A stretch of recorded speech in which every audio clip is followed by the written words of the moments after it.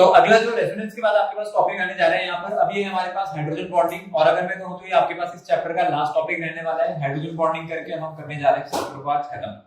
ठीक है, hydrogen bonding को समझेंगे, हाइड्रोजन बॉन्डिंग क्या चीज होती है। अब जैसा कि इसका नाम है हाइड्रोजन बॉन्डिंग, मतलब ये एक आपके पास जो बॉन्ड है इसमें हाइड्रोजन इन्वॉल्व होगा। लेकिन ध्यान रहे ऐसा नहीं कि आप जहां भी हाइड्रोजन का बॉन्ड देखो किसी के भी साथ आप कह दो उठते कि ये तो अपने पास हाइड्रोजन बॉन्ड है। एसेंशियल कंडीशन क्या होती है, सबसे पहले तो हाइड्रोजन जो बॉन्ड बनाएगा ना, जब वो हाइड्रोजन बॉन्डिंग करेगा तो सिर्फ तीन ही एलिमेंट्स के साथ करता है, या तो ऑक्सीजन, या तो नाइट्रोजन, और या फिर फ्लोरीन। तो आप, और ये एक ही सीक्वेंस में होते हैं पीरियोडिक टेबल में, आपको भी पता है पहले नाइट्रोजन आती है, फिर ऑक्सीजन आती है, फिर फ्लोरीन आती है। और इन तीनों के साथ ही क्यों करता है, उसके पीछे रीजन ये होता है, ये तीनों हमारे पास सबसे ज्यादा इलेक्ट्रोनेगेटिव एलिमेंट्स भी होगा और इनका जो साइज है वो सबसे ज्यादा छोटा भी हो गया, क्योंकि पीरियड के सबसे आखिरी में पढ़ते हैं तो अपने पास स्मॉलेस्ट साइज भी रखेंगे।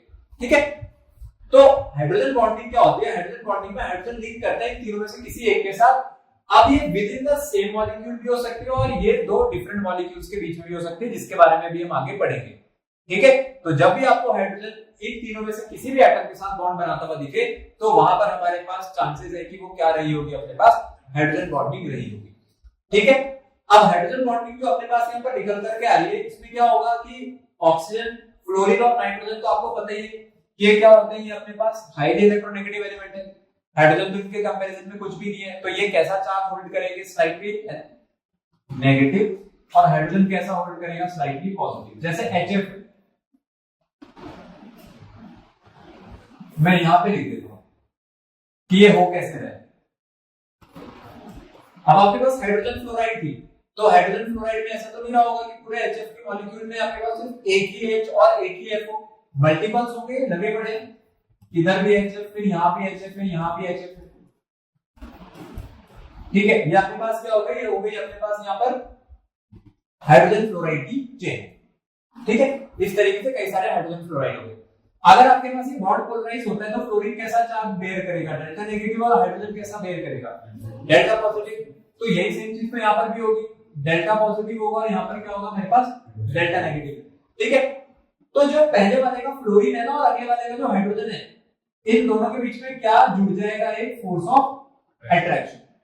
ठीक है, ये जो मैंने यहाँ पर पिंक लाइन से शो कराया है, ये आपके पास है फोर्स ऑफ अट्रैक्शन, और इसी का नाम क्या होता है मेरे पास, हाइड्रोजन बॉन्ड। ठीक है, और ये कैसा होता है नेचर में, अट्रैक्टिव फोर्स। वीक होती है, कोई बहुत स्ट्रॉन्ग फोर्स नहीं है as compare to covalent bond and electrostatic force, ये आपके पास एक वीक बॉन्ड होता है। ठीक है, तो इसलिए यहाँ पे लिखा हुआ है कि ये जो एटम है, this atom attracts the shared pair of electrons more and so this end of the molecule becomes slightly negative while the other and, in sense मतलब हाइड्रोजन जो हाइड्रोजन एंड है वो स्लाइटली पॉजिटिव हो गया। तो देखो पहले वाले का नेगेटिव एंड अगले वाले के किसको यहाँ पर अट्रैक्ट कर रहा है, पॉजिटिव एंड को। ठीक है, अब वही सेम चीज यहाँ पर भी होगी, डेल्टा पॉजिटिव डेल्टा नेगेटिव, क्योंकि आपके पास हाइड्रोजन और फ्लोरीन में कौन ज्यादा इलेक्ट्रोनेगेटिव होता है, फ्लोरीन, और हाइड्रोजन लेस इलेक्ट्रोनेगेटिव होता है। तो इस तरीके के बॉन्ड को हम लोग क्या कहते हैं यहाँ पर, हाइड्रोजन बॉन्ड। और ये सिर्फ HF में नहीं है, बहुत जगह। अभी देखेंगे कहां पर है हाइड्रोजन बॉन्डिंग। आपके पास क्या करती है, हाइड्रोजन बॉन्डिंग से जो केमिकल प्रॉपर्टीज है ना, मतलब किसी भी कंपाउंड की रिएक्टिविटी में फर्क आता है, और उसके साथ साथ वहां पर यहां से solubility.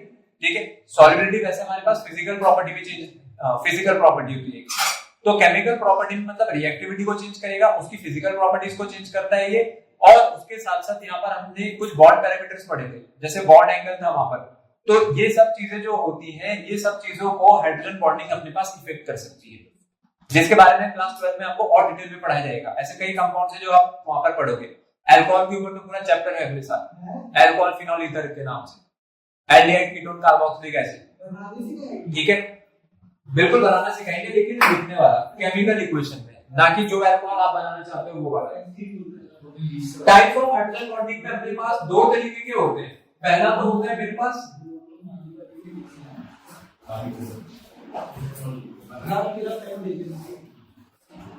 Intermolecular hydrogen bond. Intermolecular hydrogen bond form होता है, देखो इंटर का मतलब होता है बिटवीन टू डिफरेंट।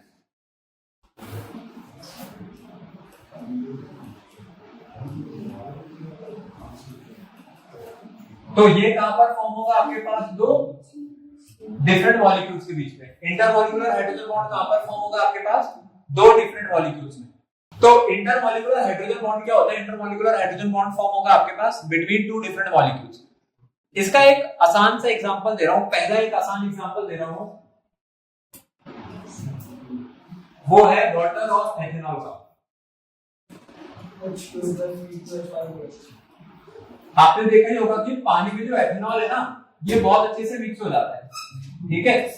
जो अपने पास जितनी भी ये ड्रिंक्स आती है, इन सब में क्या होता है, आपने देखा होगा कि इनको पानी के साथ डाइल्यूट करते हैं, तो वाटर के साथ इसकी सॉल्युबिलिटी बहुत अच्छी है। अभी हम इसको आगे पढ़ेंगे कि क्या क्या कर सकते हैं, उसके पीछे रीजन ही यही होता है। क्या कह रहे हो?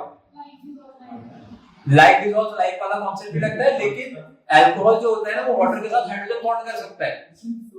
अब वाटर और एथेनॉल है, वाटर और एथेनॉल को अगर आप देखोगे तो एथेनॉल का फॉर्मूला क्या था अपने पास, और इसके साथ यहाँ पर क्या आया होगा, H2O। तो ये जो C2H5OH का जो H है और वाटर का जो O है, इन दोनों के बीच में क्या बन गया यहाँ पर, इन दोनों के बीच में बन गया यहाँ पर एक हाइड्रोजन बॉन्ड, ठीक है।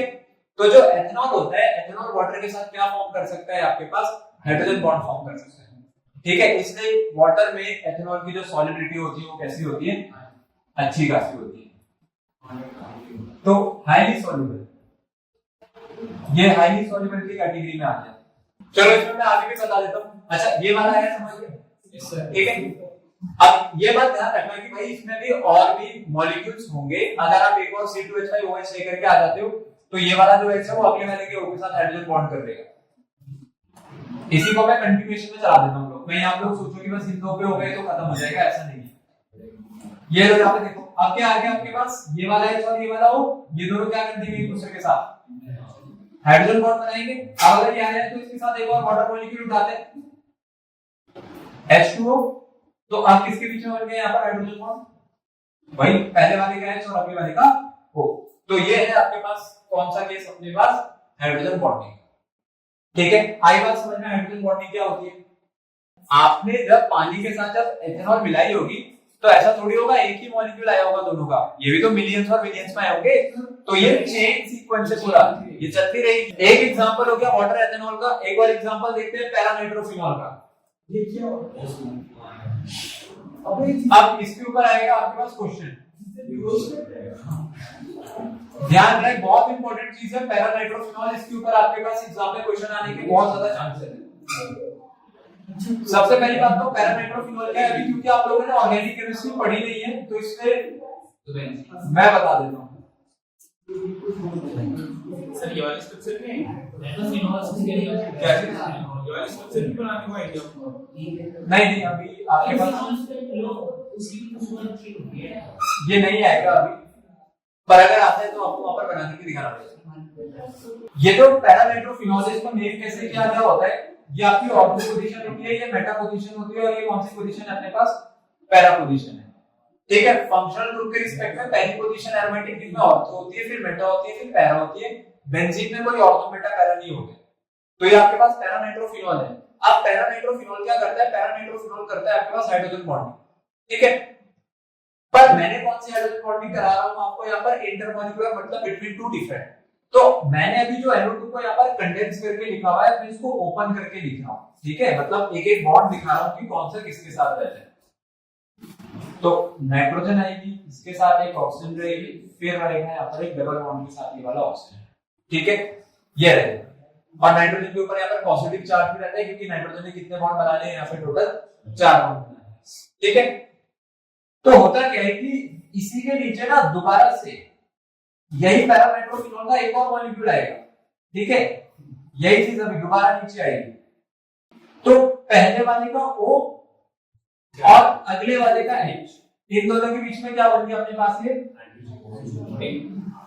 तो अब ये हुई है बिटवीन टू डिफरेंट मॉलिक्यूल्स, और ये दोनों मॉलिक्यूल किसके थे आपके पास, पैरानाइट्रोफिनॉल के। ये पैरानाइट्रोफिनॉल आपके पास एक ऑर्गेनिक कंपाउंड है, तो पहले वाले में जो नाइट्रो ग्रुप का ऑक्सीजन है वो अगले वाले के फिनोलिक ग्रुप के साथ H के साथ क्या कर रहा है, हाइड्रोजन बॉन्ड बना रहा है O और H के बीच में। ये इन दोनों के बीच में ना एक फोर्स ऑफ अट्रैक्शन बन रहा है। ये स्ट्रॉन्ग नहीं होता है, एक वीक बॉन्ड होता है, but it is stronger than van der Waals force. Van der Waals से ज्यादा स्ट्रॉन्ग है, कोवैलेंट से तो कम है। कोवेलेंसी तो कम है। इसका यूज किसमें होता है? इसका यूज जो होता है वो होता है आपके पास केमिकल प्रॉपर्टीज में। अभी आपको पढ़ाते हैं आगे स्टीम, वोलेटाइल, सॉल्युबिलिटी, ये भी पढ़ा। फिजिकल स्टेट तो नहीं पढ़ाए तो पढ़ाएंगे तभी तो।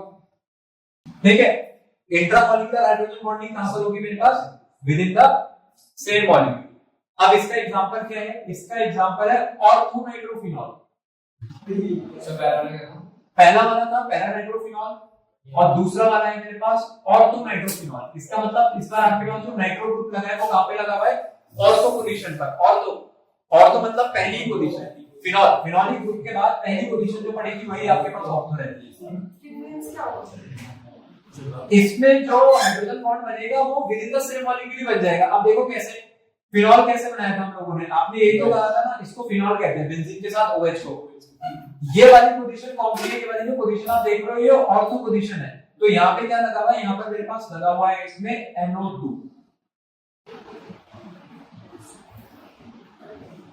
ठीक है, तो ये जो पहला है ना, ये जो H है और ये जो O है, ये दोनों एक दूसरे के साथ क्या बना देंगे यहाँ पर? तो अब मैंने दूसरा मॉलिक्यूल तो नहीं उठाया, अब आपने कोई दूसरा मॉलिक्यूल थोड़ी उठाया। अब ये जो हाइड्रोजन बॉन्डिंग हुई है किसके अंदर हो गई? ये within the same molecule ही हो गई। और इसी को हम लोग क्या कहते हैं यहाँ पर? इंट्रामॉलिक्यूलर हाइड्रोजन बॉन्ड कहते हैं। ये है आपका intramolecular. Consequences of hydrogen bonding. अब ये वो पार्ट है जिसके लिए आपको पूरी हाइड्रोजन बॉन्डिंग पढ़ाई गई है। क्वेश्चन आपके पास यहीं से आएगा। कैसे आएगा? यहाँ पे ध्यान दें। सबसे पहले इसका जो कॉन्सिक्वेंस है ना वो है मेरे पास डिसोसिएशन। ठीक है, एग्जांपल के लिए अगर मैं आपको बताऊं, जब HF डिसोसिएट होता है ना हाइड्रोजन फ्लोराइड,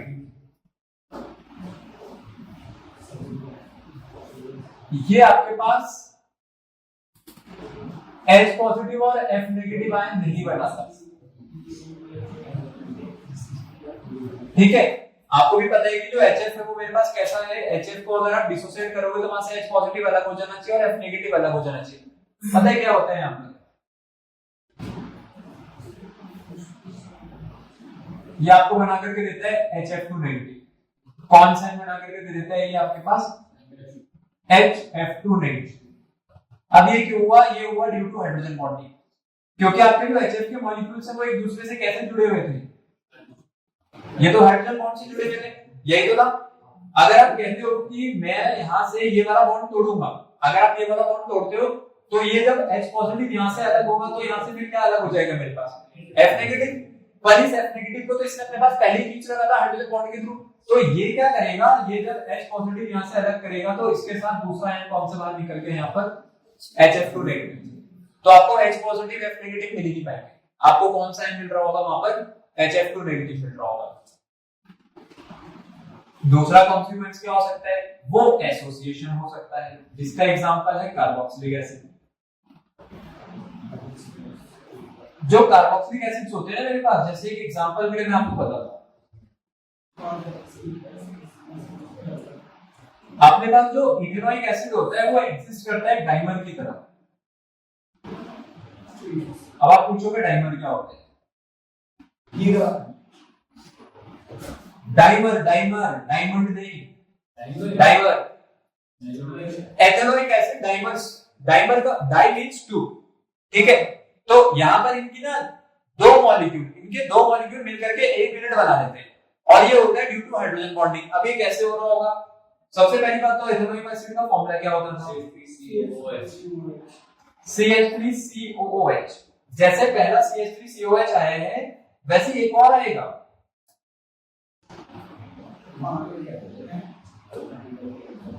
ये लो, ऊपर भी एक CH3COH है और नीचे भी एक CH3COH है। अब क्या होगा यहाँ पर?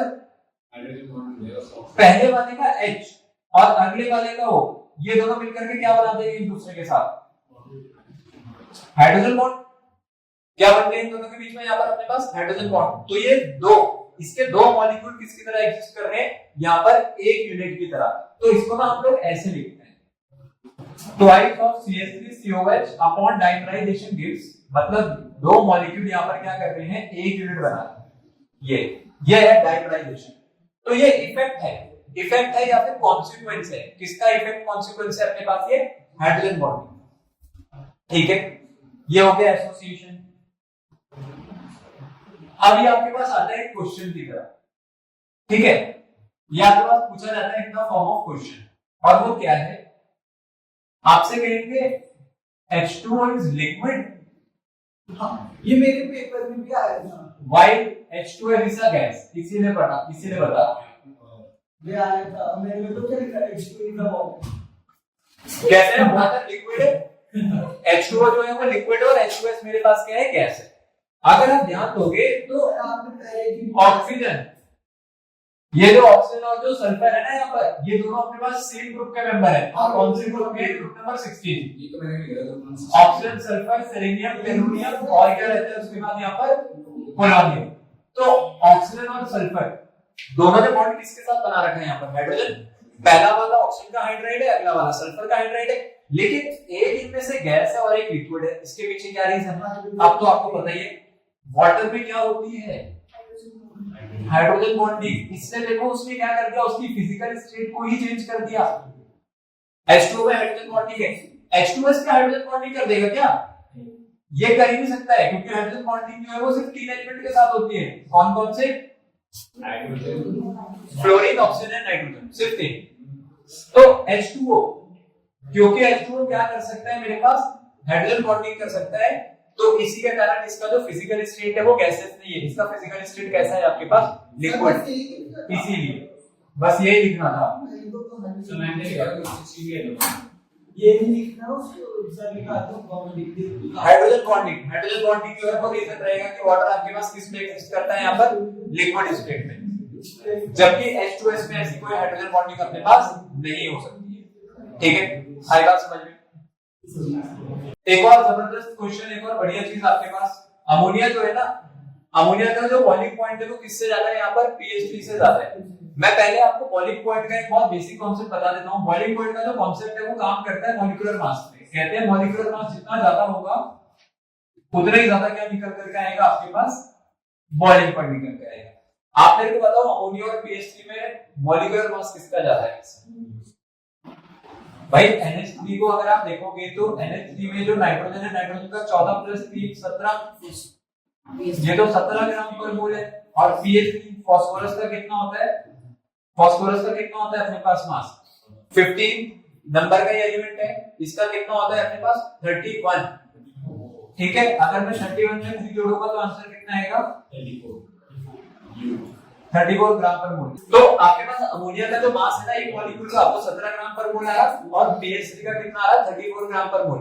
लेकिन फिर भी बॉइलिंग पॉइंट पता है किसका ज्यादा है? अमोनिया का। अब इसके पीछे क्या रीजन रहा होगा? NH3 में क्या एग्जिस्ट करती है? Hydrogen bonding. तो हाइड्रोजन बॉन्डिंग से क्या हो रहा होगा?